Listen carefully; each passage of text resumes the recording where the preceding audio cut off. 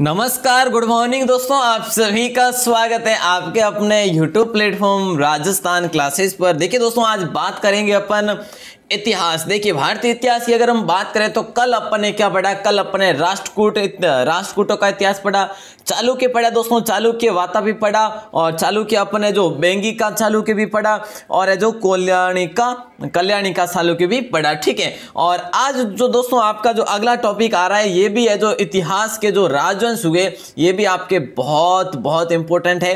ठीक है, तो इस क्लास को कंप्लीट जरूर देखिएगा। यहाँ पर भी आपके मैंने जैसा कि आपको बताया कुल 50 क्वेश्चन है, कल आपको मैं बता चुका था। ठीक है, कल अपन ने 25 क्वेश्चन पर डिस्कस किया, वो भी है जो काफी अच्छे से और विस्तार पूर्वक। ओके ना? चलिए आज की क्लास को दोस्तों स्टार्ट करते हैं बिना टाइम वेस्ट किए। कल अपन ने ये पढ़ लिया था, और देखिएगा यहाँ पर अगर हम बात करें तो वातापी देख लिया था अपन ने, और उसके बाद देखिए अपने वातापी के जैसे कि बेंगी के हैं, और उसके बाद जो है होयसल वंश देख लिया था, उसके बाद गंग वंश भी देखा था। और देखिए दोस्तों, आज अपन बात करते हैं यहाँ पे कहाँ से लेंगे, 25 नंबर क्वेश्चन तो हो गया था, नंबर 26 से देखेंगे काकतीय वंश का संस्थापक कौन था। क्या है क्वेश्चन, क्या है? काकतीय वंश का संस्थापक कौन था? ए ऑप्शन में नरसिंह वर्मन दे रखा है, बी ऑप्शन में बीटा प्रथम दे रखा है, सी ऑप्शन में धर्मपाल दे रखा है, और डी ऑप्शन में पुलकेशिन दे रखा है। उम्मीद करता हूं दोस्तों आप इस वीडियो को कंप्लीट देखेंगे, आपको भी पता चले कि यह जो संस्थापक और अंतिम संस्थापक और इन्होंने मुख्य कार्य क्या करवाए। बस इतना सही पूछा जाएगा अगर इतिहास से पूछा जाता है तो। ठीक है, तो इसके बारे में जानकारी रखना बहुत बहुत जरूरी है। और देखिए नंबर 26 क्वेश्चन, जैसा कि आज की स्क्रीन का पहला प्रश्न राइट आंसर हो जाएगा बिल्कुल सा बी ऑप्शन, बीटा प्रथम हो जाएगा। ठीक है, क्या हो जाएगा? बीटा प्रथम। दोस्तों बीटा प्रथम की बात करें तो इसने देखिए दोस्तों अगर बात करें ना तो एक छोटा सा राज्य था, और छोटे से राज्य का गठन किया जिसका नाम था नलगोंडा। ठीक है, क्या था? नलगोंडा। और ये नलगोंडा आपका हैदराबाद में पड़ता है। कहाँ पर है? हैदराबाद में पड़ता है दोस्तों। और यहाँ पे राजधानी नाम से बनाया अमकोंड नाम से एक राजधानी थी, उसको राजधानी बनाया दोस्तों, क्षेत्र था उसको राजधानी बनाया। ठीक है, समझ गए ना? काकतीय वंश का संस्थापक था बीटा प्रथम। इसने जो नलगोंडा हैदराबाद में एक नगर बसाया जिसमें जो राजधानी बसाई वो अमकोंड बचाई। नेक्स्ट क्वेश्चन, काकतीय वंश का सबसे शक्तिशाली शासक कौन था? मेरे दोस्तों इंपॉर्टेंट क्वेश्चन है, राइट आंसर क्या जाएगा? काकतीय वंश का सबसे शक्तिशाली कौन था शासक? जो कि गणपति था, गोपाल था, वत्सराज था, धर्मपाल था। जैसा कि दोस्तों मैं बता चुका हूं आपको, राइट आंसर जो है अपना हो जाएगा, बिल्कुल आसान है, और राइट आंसर अपन करेंगे ए ऑप्शन को, गणपति के साथ जाएगा आपका राइट आंसर। ठीक है, और दोस्तों गणपति ने जो राजधानी बनाई थी वो अमकोंड से हटा दी थी, राजधानी को अमकोंड को हटाया, और यहाँ पर किसको स्थापित किया? यहाँ पे वहीं पे पास में वारंगल को स्थापित किया, वारंगल नामक स्थान को राजधानी बनाया इस काकतीय वंश के शक्तिशाली शासक ने। ठीक है, हो गया क्लियर। और दोस्तों अगर हम बात करें यहीं पर, इससे पहले अपने कदम्ब वंश को भी देख लिया, और गंग वंश और होयसल और यादव उनको भी देखा था कल। ठीक है, कल की क्लास किसी भाई बहन की मिस हो गई तो उस क्लास को जरूर देख लेना, और उसकी लिंक जो है यहाँ पे डाल दूंगा। ठीक है, यहाँ पे जो आई बटन पर आ जाएगी। ठीक है, चलिए ये क्वेश्चन क्या है नंबर 28 की, रुद्रमा देवी किस काकतीय शासक की पुत्री थी जिसने 35 वर्ष तक शासन किया? दोस्तों कितना इंपॉर्टेंट क्वेश्चन हो सकता है कि रुद्रमा देवी किस काकतीय शासक की पुत्री थी जिसने 35 वर्ष तक इसने शासन किया? दोस्तों गणपति की, गोपाल की, या वत्सराज की, या धर्मपाल की? यहाँ पे हम बात करेंगे ए ऑप्शन के साथ, गणपति की दोस्तों। और गणपति की अगर बात करें, इस पुत्री ने 35 वर्ष तक शासन किया, और दोस्तों किस नाम से? रुद्रदेव के नाम से ये जो है नाम ग्रहण किया गया। मतलब कि भाई महिला बैठ नहीं सकती राजगद्दी पर, तो क्या किया जाए? तो है जो महिला के नाम से कोई बैठ नहीं सकता तो उसका नाम, पुरुष का नाम दे दिया जाए, रुद्रदेव नाम से ये जो महिला बैठी थी। चलिए दोस्तों नेक्स्ट क्वेश्चन को देखते हैं, और नेक्स्ट क्वेश्चन नंबर 29, रुद्रमा देवी किस काकतीय शासक की? ये क्वेश्चन आपका रिपीट हो गया क्या? चलिए कोई बात नहीं, चलिए अगला क्वेश्चन देखिए दोस्तों। अगर हम बात करते हैं यहीं पे अगर हम बात करें तो देखिएगा ये क्वेश्चन बड़ा अच्छा है, ठीक है। क्वेश्चन तो आपका हो जाता है कि भाई गणपति हो जाएगा। यहाँ पे मैं आपको बताऊं, ये रुद्रदेव के नाम से राजगद्दी पर बैठी।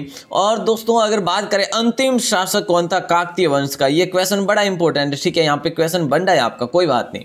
अंतिम जो शासक था वो कौन था दोस्तों? रुद्र था, ठीक है। कौन था? रुद्र नाम से जो अंतिम शासक था, और ये था और 1295 से 1323 तक जो है इसका शासनकाल रहा था। समझ रहे ना मेरी बात को? काकतीय वंश का अंतिम शासक जो था वो रुद्र था केवल। ओके ना। नेक्स्ट क्वेश्चन ये रहा आपके स्क्रीन पे, पाल वंश का संस्थापक कौन था मेरे साथियों? पाल वंश आ चुका है आपकी स्क्रीन पे, इसका संस्थापक कौन था? देखिए धर्मपाल, गोपाल, कीर्तिवर्मन, सोमेश्वर। बहुत इंपॉर्टेंट क्वेश्चन। अब हम लॉक करेंगे गोपाल को। ओके साहब, गोपाल हो जाएगा आपका राइट आंसर। अच्छा दोस्तों अगर बात करें गोपाल ने कब अपना इसकी स्थापना की थी अपने पाल वंश की, तो पाल वंश की स्थापना की थी 750 ईस्वी में। ओके ना, समझ रहे ना? 750 ईस्वी में इसकी स्थापना की। और इस वंश की राजधानी की बात करें ना हम, तो राजधानी थी मुंगेर। दोस्तों इस वंश की राजधानी कौन सी थी? मुंगेर थी। याद रखेंगे, इंपॉर्टेंट क्वेश्चन है। और दोस्तों जो पाल वंश की बात करें ना, पाल शासक बौद्ध धर्म के अनुयायी थे।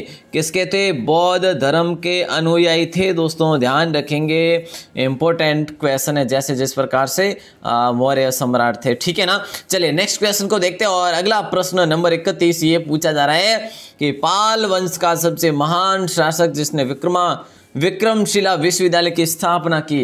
दोस्तों कौन सा पाल वंश का एक सम्राट था जिसने विक्रमशिला विश्वविद्यालय की स्थापना की? तो हम लॉक करेंगे विक्रमशिला नहीं होगा, गोपाल भी नहीं होगा, और अपना कीर्तिवर्मन भी नहीं होगा। तो राइट आंसर हो जाएगा धर्मपाल। दोस्तों इसने विक्रमशिला, ठीक है, विक्रम धर्मपाल हो जाएगा दोस्तों, धर्मपाल है। और विक्रमशिला विश्वविद्यालय की स्थापना की अगर हम बात करें दोस्तों, ये जो है ना, ये देखिए अपने कल क्या बात की थी? कल अपने बात की थी कि गोविंद थर्ड जो था राष्ट्रकूट शासक था, गोविंद थर्ड, उसने त्रिपक्षीय संघर्ष में सक्रा युद्ध को हराया था, ठीक है। लेकिन सबसे पहले पक्षीय संघर्ष जो हुआ था वो किसका हुआ था? वो ध्रुव राष्ट्रकूट वंश का, जो ध्रुव का हुआ था, ठीक है। राष्ट्रकूट वंश का कौन था? ध्रुव। उसका सबसे पहले त्रिपक्षीय संघर्ष हुआ। उसके बाद संघर्ष किया किसने किया था? गोविंद थर्ड ने किया था। अच्छा दोस्तों ये जो धर्मपाल है ना, यहाँ पर ये धर्मपाल, इसी धर्मपाल को गोविंद थर्ड ने हराया था दोस्तों, ठीक है। गोविंद थर्ड ने हराया था दोस्तों। और ये धर्मपाल, ये जो पाल वंश की ओर से ये धर्मपाल ही सबसे पहले इसमें त्रिपक्षीय युद्ध में, त्रिपक्षीय संघर्ष में शामिल हुआ था। और गोविंद थर्ड जो राष्ट्रकूट शासक था, इसने पाल वंश के धर्मपाल को हरा दिया था। और दोस्तों याद रहे इनके साथ और था प्रतिहार वंश, नागभट्ट द्वितीय, जो मंडोर और भीनमाल अपनी राजधानी स्थापित किए हुए था और कन्नौज पर भी आक्रमण करना चाहते थे। चलिए अगला क्वेश्चन है कि सेन वंश की स्थापना किसने की थी साहब? ये बताना है। बहुत इंपॉर्टेंट क्वेश्चन है नंबर 32। जैसा कि आपका सामंतदेव होगा, जयदेव होगा, संग्रामराज होगा, चंद्रदेव होगा। बहुत इंपॉर्टेंट क्वेश्चन है, ए ऑप्शन राइट आंसर होगा। ये क्वेश्चन आपका कई बार पूछा भी गया है, सामंतदेव हो जाएगा। दोस्तों इसने राजधानी स्थापित किसको किया था? नदिया को, ठीक है। किसको किया था? नदिया और लखनौती को है जो क्या किया था? राजधानी स्थापित किया। अगर पूछा जाए सेन वंश की राजधानी कौन सी, तो नदिया हो जाएगा, ठीक है ना।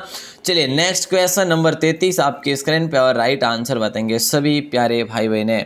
बहुत अच्छा क्वेश्चन है। इनमें से सेन वंश के प्रमुख शासक कौन थे? जैसा कि विजय सेन बता रहे, बल्लाल सेन बता रहे, सामंत सेन भी बता रहे, और अ और ब दोनों भी बता रहे। प्रमुख शासक जिसने जो प्रतापी भी हुए दोस्तों, ठीक है। तो राइट आंसर अगर हम बात करें तो राइट आंसर आप सभी का जाएगा यहाँ पर अ और ब, दोनों ऑप्शन के साथ डी ऑप्शन हो जाएगा, ठीक है। दोस्तों अपने यहाँ पर सामंत सेन को ऐड नहीं किया है, सामंत सेन प्रमुख शासक नहीं रहे थे। अगर देखिए उपरोक्त सभी का ऑप्शन होता तो अपन कर लेते साहब है जो सामंत सेन, मतलब कि तीनों का कर लेते। लेकिन दोस्तों यहाँ पे और ब दोनों है, तो आपका विजय सेन और बल्लाल सेन ये प्रमुख शासक हुए थे, ठीक है। और अगर हम बात करें इसी की सामंत सेन की, तो सामंत सेन की जगह आप लक्ष्मण सेन को ले सकते, जो एक लक्ष्मण सेन को ले सकते, जो एक प्रतापी राजा हुआ था प्रमुख शासक हुआ था। नेक्स्ट क्वेश्चन नंबर 33 हो गया। और 34 नंबर है कि सेन वंश का प्रथम स्वतंत्र शासक कौन था। दोस्तों अगर नहीं आ रहे तो कोई बात नहीं, इसको क्लियर कर लेना यहाँ से आप सभी से एक ही रिक्वेस्ट है, क्योंकि आपको नहीं आ रहे होंगे और आप लेफ्ट हो रहे होंगे तो बहुत बड़ी भूल है आज की आपकी। आज आसान है लेकिन कल क्या पता क्या क्या हो जाए, इसलिए कह रहा हूँ आज पढ़ लीजिएगा। नेक्स्ट क्वेश्चन है सेन वंश का प्रथम स्वतंत्र शासक कौन था। लक्ष्मण सेन, बल्लाल सेन, विजय सेन और देवपाल। सेन वंश का प्रथम स्वतंत्र शासक मतलब कि स्वतंत्र शासक दोस्तों कौन हुआ था, जो कि अपनी इच्छा अनुसार जो भी पारंपरिक रूढ़ियाँ थी उसको भूला कर अपनी इच्छा अनुसार जो कार्य किए वो था आपका विजय सेन। दोस्तों कौन था, विजय सेन था। बहुत इंपॉर्टेंट क्वेश्चन है मेरे प्यारे साथियों, राइट आंसर आपका हो जाएगा विजय सेन, ठीक है। और अगर बात करें दोस्तों ये विजय सेन शैव धर्म का अनुयायी था। किसका था, शैव धर्म का अनुयायी था। देखता हूं इस क्वेश्चन को आप कितनी देर तक याद रख सकते हैं। शैव धर्म का अनुयायी था, ओके ना। नेक्स्ट क्वेश्चन देखता हूं।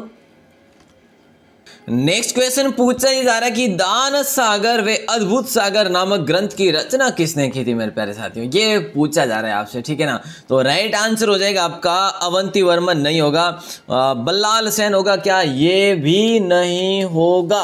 तो कौन सा ये कर लेंगे क्या, दुर्लभ वर्धन, बिल्कुल साहब सी ऑप्शन अपन कर लेंगे दोस्तों, ठीक है ना। ये बिल्कुल इंपॉर्टेंट क्वेश्चन है दोस्तों।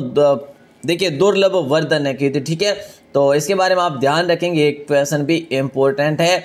और दोस्तों अगर बात करें, देखिएगा ये क्या पूछा जा रहा है आपसे। देखिए दोस्तों शासकों के बारे में पूछा जा रहा है, सॉरी यहाँ पे देखिए दान सागर और अद्भुत सागर की बात हो रही है, ठीक है। तो यहाँ पे आपका बल्लाल सेन होगा, ठीक है। इसको लॉक करेंगे, प्लीज वापस से देख लेना कि दान सागर और अद्भुत सागर दो ग्रंथों की रचना की गई बल्लाल सेन द्वारा की गई। दोस्तों ये याद रखिए, ये इंपॉर्टेंट क्वेश्चन है, ठीक है ना। तो इसके बारे में ध्यान रहे प्लीज। और नेक्स्ट क्वेश्चन आपके स्क्रीन पे। और दोस्तों अगला क्वेश्चन, अद्भुत सागर को लक्ष्मण सेन ने दोस्तों पूरा किया था, ठीक है। जो अद्भुत सागर है ना इन्हीं की बल्लाल सेन की, ठीक है। बल्लाल सेन की जो है वो दोस्तों किसने पूरी की थी, वो की थी आपकी अद्भुत सागर ने। नेक्स्ट क्वेश्चन नंबर 36 आपकी स्क्रीन पे, हाँ बिल्कुल उसका बल्लाल सेन ही होगा साहब, बी ऑप्शन। नेक्स्ट क्वेश्चन है कि बंगाल का अंतिम हिंदू शासक कौन था। देखिए दोस्तों बंगाल में जो अंतिम हिंदू शासक था वो कौन था, विक्रमादित्य था या सामंत सेन था या लक्ष्मण सेन था या जय सिंह था। इंपॉर्टेंट क्वेश्चन दोस्तों अपन लॉक करेंगे लक्ष्मण सेन के साथ, ठीक है। ये भी एक प्रतापी मुख्य शासक हुए दोस्तों लक्ष्मण सेन, ठीक है ना। लक्ष्मण सेन था। और दोस्तों ये सेन राजवंश पहला है जिसने अभिलेख हिंदी में उत्कीर्ण किए, समझ रहे ना। ये ऐसा पहला राजवंश है जिसने जो भी अभिलेख उत्कीर्ण किए ना वो हिंदी भाषा में उत्कीर्ण किए मेरे दोस्तों। इसके बारे में जानकारी रखना बहुत बहुत जरूरत है। और ये बंगाल का अंतिम हिंदू शासक पूछा जाए तो भी जय सिंह करेंगे और हम लक्ष्मण सेन करेंगे। अगर सेन वंश का पूछा जाए तो भी अपन लक्ष्मण सेन कर लेंगे। लक्ष्मण सेन का प्रधान न्यायाधीश है वो मुख्यमंत्री था, वो कौन था मेरे दोस्तों ये बताना है। लक्ष्मण सेन का प्रधान न्यायाधीश और मुख्यमंत्री हल्लायुद्ध था, लक्ष्मीधर था, चंद्रदेव था, विक्रमादित्य था। बहुत इंपॉर्टेंट क्वेश्चन अब हम यहाँ पर लॉक कर देंगे हल्लायुद्ध को, बहुत इंपॉर्टेंट है मेरे दोस्तों, इसके बारे में भी आपको ध्यान रखना है, ठीक है। और देखिए दोस्तों अगर हम बात करें इसके बारे में तो प्रद्युम्नेश्वर जो मंदिर है उसका निर्माण भी विजय सेन ने करवाया था, ठीक है। नेक्स्ट क्वेश्चन मैं आपको दे दूं। चलिए नेक्स्ट क्वेश्चन क्या पूछा जा रहा है, ये लो सेम क्वेश्चन जैसा कि मैंने आपको बताया कि देवपाड़ा में दोस्तों प्रद्युम्नेश्वर मंदिर है जो कि शिव की विशाल मंदिर है, शिव का विशाल मंदिर है। इसका निर्माण किसने करवाया था, स्थापना किसने करवाई, सामंत बिमल ने, विजय सेन ने, दुर्लभ वर्धन ने या फिर संग्राम सिंह ने। बहुत इंपॉर्टेंट है दोस्तों, ठीक है। राइट आंसर की अगर बात करें तो मैं आपको विजय सेन बता चुका हूं शायद पिछले क्वेश्चन में, तो विजय सेन होगा साहब राइट आंसर, ठीक है। बी ऑप्शन आपका सही जवाब हो जाएगा, बहुत इंपॉर्टेंट है साहब। नेक्स्ट क्वेश्चन दे रहा हूं दोस्तों, इसके बारे में जानकर रख लेना। देवपाड़ा में प्रद्युम्नेश्वर जो है मंदिर, शिव का विशाल मंदिर है, उसकी स्थापना विजय सेन ने की थी। नेक्स्ट क्वेश्चन ये रहा क्या पूछा जा रहा है नंबर 39 में कि कश्मीर में कारकोट वंश, दोस्तों ये कश्मीर के वंश आ गए, अब बहुत इंपॉर्टेंट है सारे के सारे, ठीक है। तो कश्मीर में कारकोट वंश, हिंदू वंश की स्थापना किसने की थी? कश्मीर में सबसे पहले हिंदू वंश की स्थापना वो की थी दोस्तों, यहाँ पर संग्राम राज होगा, दुर्लभ वर्धन होगा, ललितादित्य मुक्तापीड होगा, या फिर जो है अवंती वर्मन होगा। बहुत इंपॉर्टेंट, अपन लॉक करेंगे बी ऑप्शन को दोस्तों। और बी ऑप्शन इसने कब की थी शुरुआत? यहाँ से 627 ईस्वी में इसकी शुरुआत की थी दोस्तों।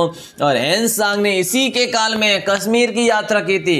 हेनसांग जो है था चीनी यात्री हेनसांग, और इसी ने कश्मीर की यात्रा कब की थी दोस्तों?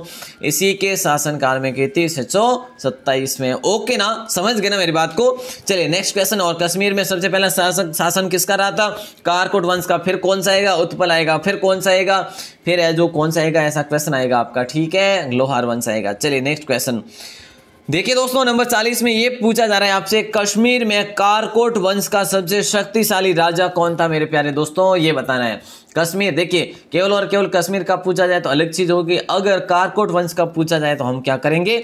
ललितादित्य मुक्तापीड या मूलराज प्रथम या राणा कुंभा या Rajshekhar. Very important question, A option को अपन यहाँ पर कर देंगे लॉक। ओके ना, ललितादित्य मुक्तापीड हो जाएगा दोस्तों। कश्मीर के मार्तंड मंदिर का निर्माण इन्हीं के द्वारा करवाया गया, ठीक है। जो मुक्तापीड है, मुक्तापीड ने क्या करवाया? मारकंड मंदिर का निर्माण करवाया। ये कहां पर करवाया? ये कश्मीर में करवाया। ललितादित्य ने कहां पर करवाया? कश्मीर में। ओके ना, याद रखेंगे इन चीज़ों को, बहुत इंपॉर्टेंट है साहब। और आगे बढ़ते हैं, और काफ़ी लेवल भी अच्छा है क्वेश्चन का। अगला क्वेश्चन नंबर 41, देखिए कारकोट वंश के बाद कश्मीर पर किस वंश का शासन हुआ था? कारकोट वंश के बाद कश्मीर पर किस वंश का शासन हुआ था? बहुत इंपॉर्टेंट है दोस्तों, मैं आपको बता चुका हूं पहले भी।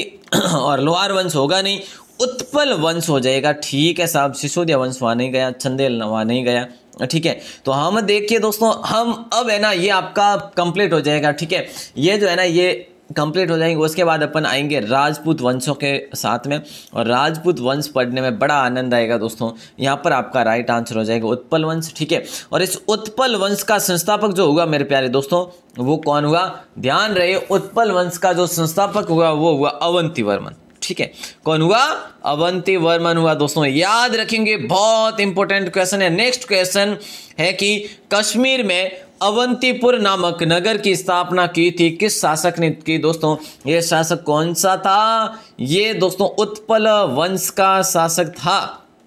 सूर्य ने, ललितादित्य मुक्तापीड ने, मूलराज प्रथम ने, अवंती वर्मन ने। यहाँ पर भी आप सही आंसर दे सकते हैं, मुझे ऐसा लग रहा है। तो हम यहाँ पे लॉक करेंगे बी ऑप्शन को, डी ऑप्शन को दोस्तों, ठीक है। अवंती वर्मन हो जाएगा। देखिए दोस्तों, ये मैं अवंती वर्मन का आपको बता रहा हूँ, ठीक है। तो इसको लॉक कर देना। और दोस्तों अवंती वर्मन का एक अभियंता था जिसका नाम था सूर्य, ठीक है। और इस सूर्य ने दोस्तों सिंचाई नहरों का निर्माण करवाया, सिंचाई हेतु नहरों का निर्माण करवाया कश्मीर में दोस्तों। सबसे पहले किसने करवाया? सूर्य ने। सूर्य कौन था? अवंती वर्मन का अभियंता था मेरे प्यारे दोस्तों। Very important question. Next question आपके स्क्रीन पे नंबर 43, देखिएगा, उत्पल वंश के बाद कश्मीर पर किस वंश का शासन हुआ? सबसे पहले कौन सा हुआ था दोस्तों? कारकोट वंश आया। उसके बाद कौन सा आया मेरे प्यारे दोस्तों? उत्पल वंश आया। कारकोट का कौन था? दुर्लभ वर्धन था, ठीक है। और दोस्तों इसका कौन था? जैसा कि मैं बात करूं उत्पल का अवंती वर्मन था। एक के बारे में बात कर लें। अब आता है उत्पल के बाद कश्मीर पर किस वंश का शासन हुआ? लोहार वंश का हो जाएगा। ए ऑप्शन राइट आंसर हो जाएगा मेरे प्यारे दोस्तों। बहुत आसान आपके लिए क्वेश्चन बनाए, लेकिन जब एडवांस बताता हूं तो आपके लिए, देखिए दोस्तों, जब है ना क्वेश्चन अपने आ जाएंगे ना एग्जाम में, तो इस प्रकार के नहीं आएंगे।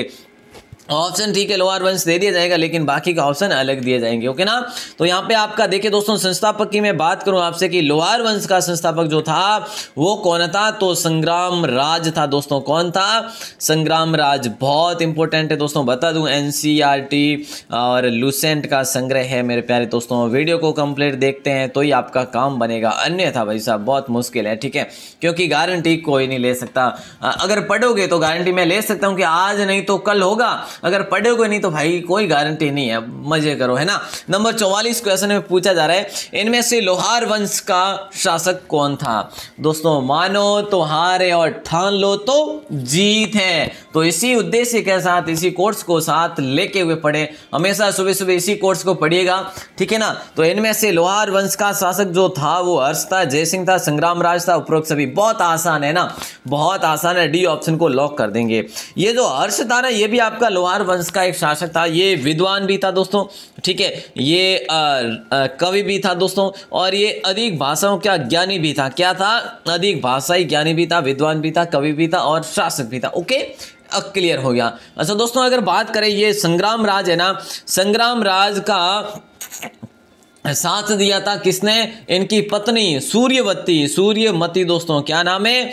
सूर्यमती ने इनके शासन व्यवस्था में प्रशासन को सुधार करवाने के लिए इन्होंने अपना योगदान दिया था। मतलब कि जितना कार्य संग्राम राज करे थे ना, उतना ही कार्य मतलब कि 50-50 करे थे। जैसे कि आज कैसे, आज कानून में कैसे, उसी प्रकार से ये भी कार्य करते थे। तो याद रखें, ये कौन से काल में हुआ? लोहार वंश के शासक थे संग्राम राज, और संग्राम राज की पत्नी थी सूर्यमती। इन्होंने पूरा योगदान दिया अपना, ठीक है। नेक्स्ट क्वेश्चन आपके स्क्रीन पे 45 नंबर, और ये प्रश्न क्या पूछा जा रहा है, ध्यान देंगे जरा। क्या है कि कल्हण किसका आश्रित कवि था? मेरे प्यारे दोस्तों, कल्हण जो था वो किसका आश्रित कवि था? बहुत इंपॉर्टेंट है। और दोस्तों, कल्हण ने किसकी स्थापना की, किसकी रचना की, इसके बारे में अपन अगले क्वेश्चन में बात करेंगे, या फिर अभी कर लें? चलिए कोई बात नहीं, अभी बात कर लेते हैं। राजत रंगिणी दोस्तों, अपन राजस्थान जीके में पढ़ते हैं कि राजत रंगिणी की स्थापना किसने की थी? कल्हण ने की थी। मेरे प्यारे दोस्तों, राजस्थान साहित्य में अपन इसको पढ़ते हैं, तो इसको लॉक कर देना। ये कल्हण जो था ना, ये कहाँ का? हर्ष का, सॉरी, जयसिंह का जो है राज दरबारी था। आश्रित कवि किसका था? जयसिंह का था दोस्तों। और जयसिंह के शासन के साथ साथ इसका विवरण भी यहीं पर समाप्त हो जाता है, ठीक है। जयसिंह का विवरण भी, और जयसिंह के बारे में कल्हण ने रजत रंगिणी में बताया है। तो है जो यहाँ पर जो है जयसिंह के शासन के साथ ही कल्हण की राजत रंगिणी का विवरण भी समाप्त हो जाता है। इंपॉर्टेंट क्वेश्चन था भाई साहब। नंबर 46 क्वेश्चन आपके स्क्रीन पर आ चुका है। और लाहौर वंश का अंतिम शासक कौन था? पहला शासक कौन था, याद है क्या?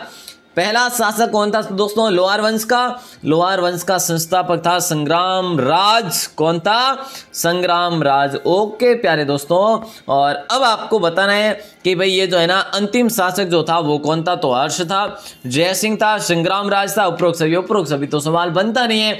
हम यहाँ पे लॉक करेंगे किसको? हम यहाँ पे जयसिंह को लॉक करेंगे। जयसिंह वही जिसका राज दरबारी था कल्हण, और उसने रजत रंगिणी लिखी थी दोस्तों, ठीक है। तो अगर हम बात करें जयसिंह की, तो जयसिंह कब से कब तक रहा था? 1128 से 1155 तक इसने शासन किया दोस्तों कश्मीर पर। ओके, तो ध्यान रखेंगे ये कौन सा शासक था? ये लोहार वंश का शासक था। ओके दोस्तों, अगला क्वेश्चन देखते हैं। अगला क्वेश्चन देखते हैं कैसा आता है। कामरून में वर्मन वंश का उदय कब हुआ? तो ये जो सारे आपके हो जाते हैं कंप्लीट मेरे दोस्तों। राजवंश जो है ना, विभिन्न राजवंश, और जहाँ से प्रश्न बनने की संभावना है वहाँ से मैंने आपको कंप्लीट करवा दिए। मुझे भी नहीं पता था कि ऐसे प्रश्न आपको कराऊं, लेकिन टाइम निकाला और आपको ये क्वेश्चन करवा दिए। बड़ी खुशी हुई दोस्तों कि आपने इसको बड़े अच्छे से और ध्यानपूर्वक पढ़ा, बड़ा आनंद आया। देखिए, कामरून में वर्मन वंश का उदय 4वीं शताब्दी में हुआ, 6वीं शताब्दी में हुआ, या 8वीं में हुआ, या फिर 10वीं में हुआ? तो बड़ा आसान है, 4वीं शताब्दी में हुआ दोस्तों कामरून में वर्मन वंश का उदय। ओके, और दोस्तों वर्मन वंश की बात करें तो वर्मन वंश का संस्थापक अगर आपको पूछा जाता है तो हम वहाँ पे करेंगे पुष्य वर्मन। क्या कर लेंगे? पुष्य वर्मन कर लेंगे। ओके, और दोस्तों राजधानी को इन्होंने किसको बनाया? राजधानी किसको बनाया? इन्होंने राजधानी बनाया प्रागज्योतिष को राजधानी बनाया। किसको? प्रागज्योतिष को राजधानी बनाया। और दोस्तों यही जो कामरून का वर्मन वंश है ना, ये कालांतर में पाल वंश का हिस्सा बना, मतलब कि पाल वंश का अंश बना। दोस्तों पाल वंश के बारे में जानते हैं ना, पाल वंश वही जो दोस्तों सीमावर्ती राजवंश हुआ ये, ठीक है। और दोस्तों गोपाल, इसका पाल वंश का गोपाल जो है संस्थापक हुआ। कब? इसके हिसाब की 750 ईस्वी में की। गोपाल की राजधानी दोस्तों मुंगेर थी, है ना। पाल शासक बौद्ध अनुयायी थे, इसके बारे में भाई साहब बात कर चुके हैं ना। चलिए ये भी आपका क्लियर हो गया। अब लास्ट क्वेश्चन मैं आपको दे दूं और इसके बाद एक और क्वेश्चन देने वाला हूं जिसका आंसर आपको देना है। और भूगोल का प्रश्न बहुत अच्छा क्वेश्चन है, अक्सर ऐसे प्रश्न ही पूछे जाते हैं। नेक्स्ट क्वेश्चन है कि सेन वंश का विजय सेन किस धर्म का अनुयायी था। मैंने आपको बीच में बताया था कि आपकी स्मृति जो है कितनी है, आप कितना याद रख पाएंगे। सेन वंश का विजय सेन जो था वो किस धर्म का अनुयायी था। राइट आंसर कौन सा हो जाएगा? शैव धर्म होगा, बौद्ध धर्म होगा, जैन धर्म होगा या सिख धर्म होगा। जो भी भाई बहने ए ऑप्शन बता रहे कि सर शैव धर्म हो जाएगा, बिल्कुल मेरे प्यारे दोस्तों राइट आंसर हो जाएगा। ठीक है, ये विजय सेन प्रथम स्वतंत्र शासक था दोस्तों। ठीक है, तभी तो इन्होंने जो बिल्कुल बड़ा कदम उठाया, धर्म भी चेंज कर लिया कि मेरा या जो मैं शैव धर्म का अनुयायी हूँ। चलिए तो नेक्स्ट क्वेश्चन दे दूँ दोस्तों। कल का प्रश्न आपके लिए क्या था? परसों का मतलब कि भैया जयपुर की चार दीवारी को विश्व विरासत यूनेस्को लिस्ट में कब शामिल किया गया। मैं आपके लिए इसकी प्रश्नोत्तरी लेकर आया था, फिर भी बहुत सारे भाई बहनों 2010 जवाब बताया, लेकिन वो बिल्कुल गलत था। 2019 यहाँ पे आपका राइट आंसर होगा। जयपुर की चार दीवारी को विश्व विरासत लिस्ट में शामिल किया 2019 को। समझ पा रहे हैं ना दोस्तों? देखिए, आप अगर ध्यान से पढ़ेंगे तो आएगा बड़ा आनंद। अगर कमेंट में हाय हेलो गुड मॉर्निंग वो ये ऐसे करते रहेंगे तो फिर समय आपका खराब हो रहा है। आई थिंक समय खराब हो रहा है अपना, है ना।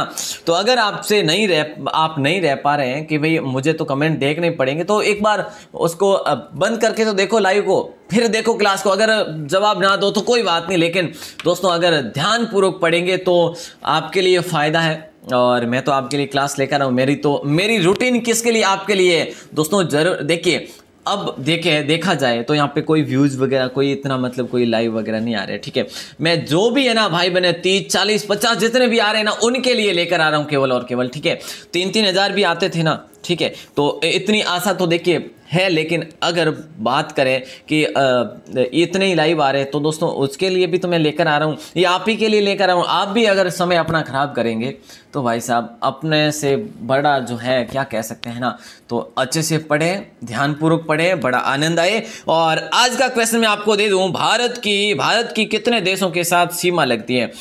आसान से आसान प्रश्न है। ठीक है, जब अपन भूगोल की ओर होते हैं यहाँ से दृष्टिवान, तो आसान सा सबसे पहला प्रश्न आपका आता है कि भारत की कितने देशों के साथ सीमा लगती है। तो हम वहाँ पे सिंपल से जवाब दे देते हैं दोस्तों, कितने देशों की सीमा लगती है? 5 6 7 8 9 10 जितनी भी। ठीक है, अब आपको बताना है कि कौन कौन से देशों की। अब यहाँ पे नहीं बताएंगे, बाहर आके बताएंगे। ठीक है, क्लास अच्छी लगी हो तो शेयर करना दोस्तों के साथ, और लाइक हो सके तो कर लेना, नहीं तो कोई बात नहीं, आप पढ़ो बस, है ना। पढ़ो, लाइक हो तो कर लेना, नहीं तो कोई बात नहीं। ओके, शेयर वगैरह जरूर कर लेना। अगर आप एक लाइक कर रहे हैं ना तो एक शेयर कर दो एक ग्रुप में, सभी भाई बने एक एक करके एक ग्रुप में, तो भी हमारे लिए बेहतर है। लाइक आई की छोड़िएगा। ठीक है, और दोस्तों शाम को अपन राजस्थान जीके पढ़ने वाले सभी को बताना है, बहुत इंपॉर्टेंट, जो कि पिछले एग्जाम से सारे के सारे पूछे गए हैं। ठीक है, और दिन में 1 बजे भी क्लास होगी, आना है सभी को। जो भी प्यारे भाई बने नए हैं चैनल को कर देना सब्सक्राइब, बेल प्रेस दबा देना। और अपना अब होगा राजपूत दोस्तों, राजपूत शासन होगा, राजपूतों का उदय हुआ, उसके बाद क्या क्या हुआ, प्रत्यार वंश आए। ठीक है, चौहान वंश आए। उसके बाद जो है ये जो मुख्य है अपने इंडिया जीके के लेवल से जो पूछा जाएगा वो अपन पढ़ेंगे। बाकी राजस्थान जीके में तो भाई साहब क्या बात करें ना। और जल्दी में आपके लिए मारवाड़ इतिहास की पूरी प्रश्नोत्तरी लेकर आने वाला हूँ, मेवाड़ की भी। ठीक है, और जयपुर की भी। तो ये प्रश्नोत्तरियां जो है बहुत महत्वपूर्ण है आपके लिए, अब पढ़ के रहना थोड़ा थोड़ा। ठीक है ना। चलिए दोस्तों, सभी का बहुत बहुत आभार, धन्यवाद और जय हिंद, वंदे मातरम।